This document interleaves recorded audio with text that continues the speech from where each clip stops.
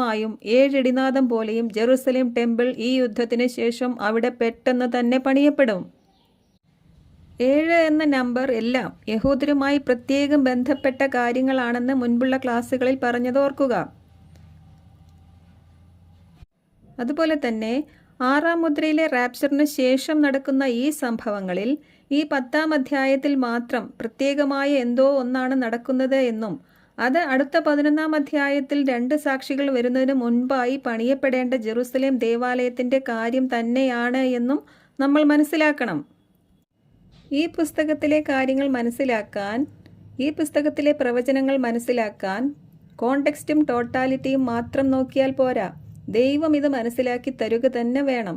അല്ലെങ്കിൽ ടോട്ടൽ വരുമ്പോഴേക്കും ടാലിയാവുകയില്ല. 1-ാം മുദ്രയിലെ anti Christ വന്നാൽ അതിനു മുന്നേ 2 സാക്ഷികൾ വരണ്ടേ? അതിനു മുൻപ് ദേവാലയം വരണ്ടേ?